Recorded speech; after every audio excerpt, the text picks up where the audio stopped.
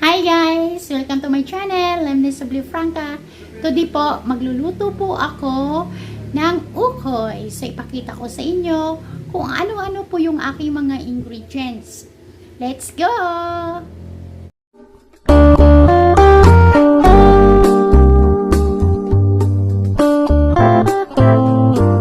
Ito yung aking mga gagawin or lulutuin para sa ukoy.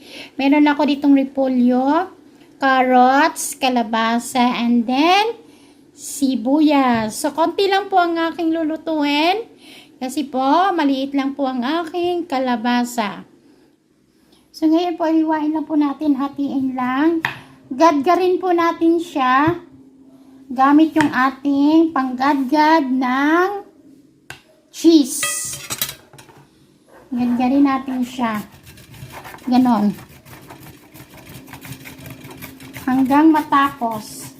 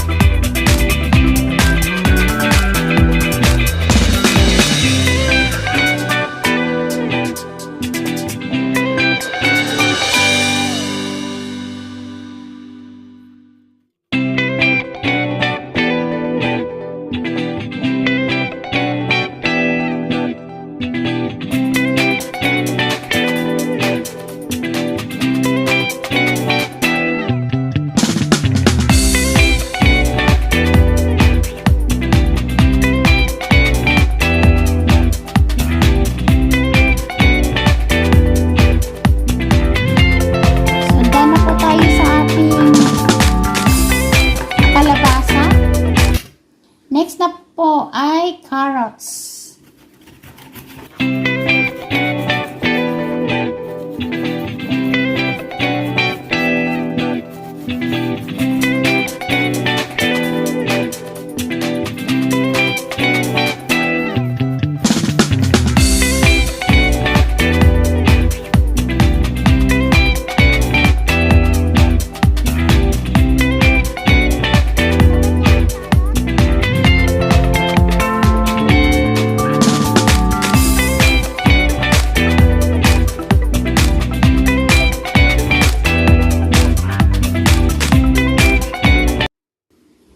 Ang ating next ay sibuyas.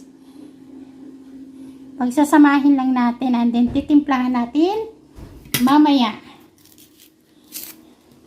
So, ito yung sibuyas. Babalatan ko lang yung sibuyas natin.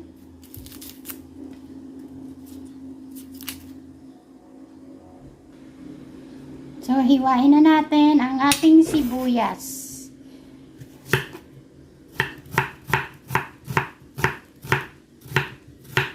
Pipinuhin lang natin ang ating sibuyas. Ang paggawa guys ng ukoy, depende po sa nagagawa ha. So ganito po ang aking paraan sa paggagawa ng ukoy. Ito po yung merienda namin. Yung iba po, naglalagay po ng hipon, kung ano pong gusto nilang isahog. So ang akin po yung ganito lamang. Yan. So, next, yung ating repolyo. Yung repolyo po, hihiwain ko lang din po kasi malambot lang din po itong gulay. Hindi na natin to idaan sa grinder, ng cheese grinder. So, hiwain lang natin ng katamtaman.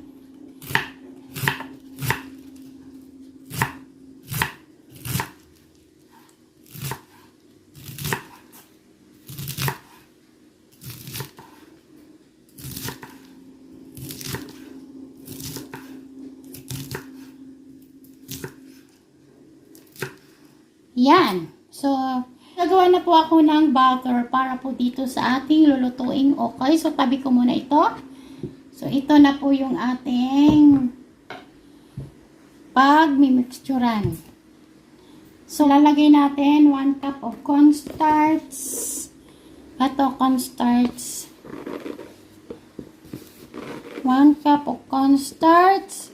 Kung wala kayong cornstarch, harina o kaya all-purpose flour. Okay, 1 cup of cornstarch. 1 cup po yan. And then, let's put egg. 1 egg. And then, mix natin. Mix natin. Lagyan natin ng konting water. Lagyan natin ng konting water. Dandahan lang. Antayin natin ma-dissolve yung ating cornstarch. Konting asin.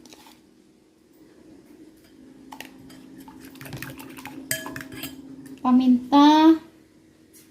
Yun. Mix lang natin ng mabuti. Lagyan na natin ating gulay para i-mix na natin. Okay, yung gulay natin. Yun. Siyang haluin.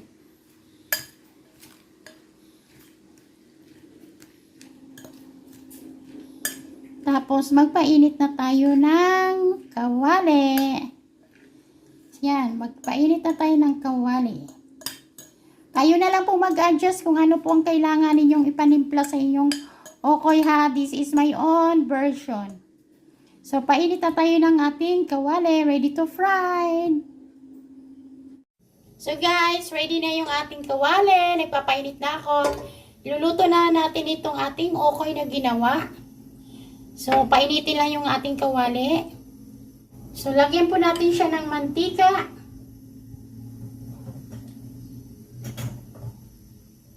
Then, painitin lang po natin yung ating mantika. Po ng okay, kanya-kanya pong version. So, ito po, version ko po, itong paggagawa ng ukoy, i-share ko lang po sa inyo. Ito na ang aking ukoy. Hindi siya guys malabnaw ha. Baka sa tingin nyo malabnaw siya. Hindi po. Katamtaman lang po ang lapot niya. Ang mahalaga ay mabuo natin. Sana hindi tayo mapalpak sa ating pagluto ngayon ng ukoy.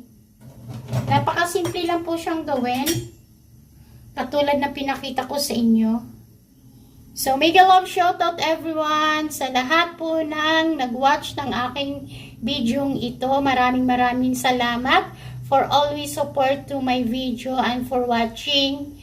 I hope you enjoy guys sa panunood ng aking video at meron kayo pong natutunan ng aking mga cooking videos and then yung aming mga napuntahang lugar. Sana nag-enjoy din kayo at someday one of this day na hindi pa po nakapunta dun sa mga napuntahan namin ay makapunta rin kayo. So, let's do it! Ayan.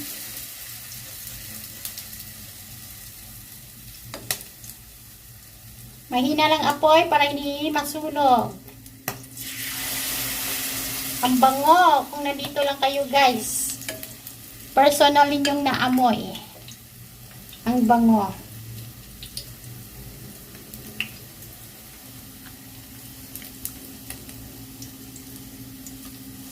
Ayan.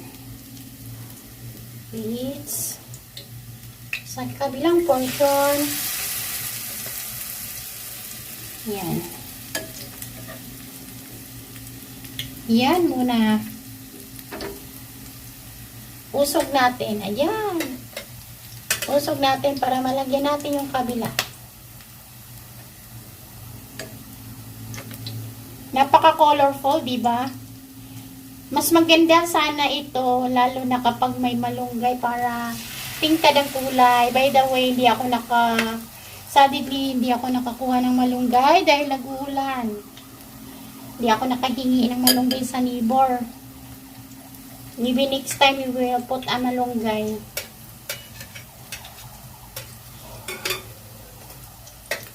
Wow, bango guys.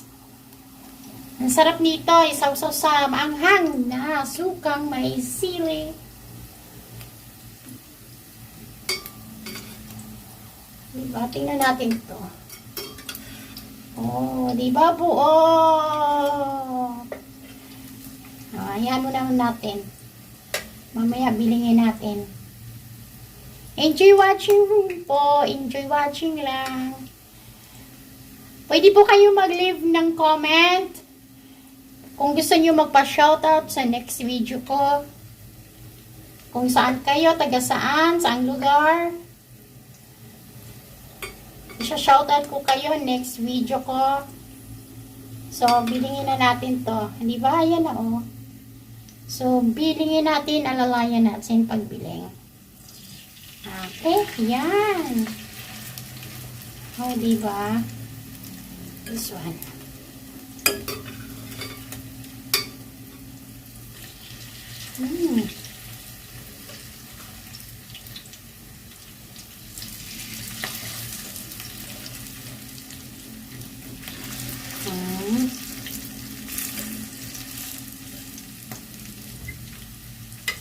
Medium heat lang po para hindi po masunog ang ating niluto, para lutong-luto po yung hanggang loob po. Ipa-crunchy natin. Masarap crunchy eh. Crunchy natin. I-crunchy.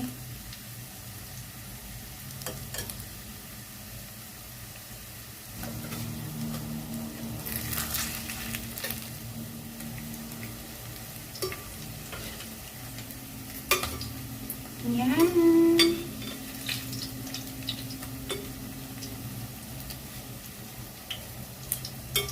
So, naka-ready na yung aking lagayan. So, nilagyan ko siya ng tissue para po yung mantika ay sip-sip na itong tissue natin. Ito na po ang ating first batch na ukoy. So, lagay natin dito para mapupunta yung mantika sa tissue.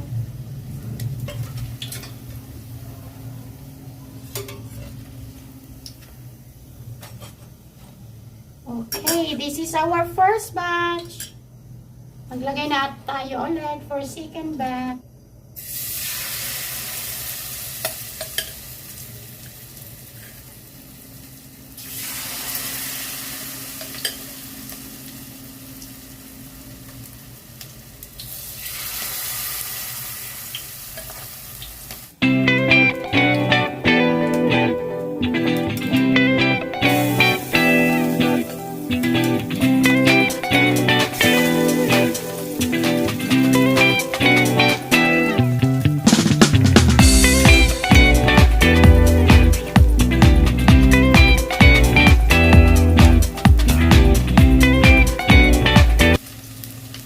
Bali guys, nagawa ko 7 piraso.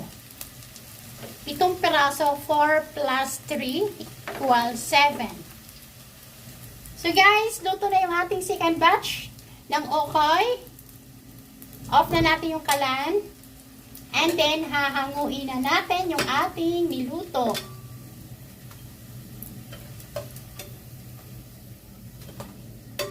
Diba ang ganda? Crispy! Yan! We're done cooking! So guys, we're done cooking. Yan guys, ang aking simpleng recipe sa pagluluto ng okoy. I hope nagustuhan ninyo yung aking recipe at magaya po ninyo. Kung meron po kayong personal recipe na okoy, pwede rin po nyong gawin. Thank you for watching! Bye! Ito ulit yung aking nilutong okoy. So, ito. Yummy. Let's eat everyone.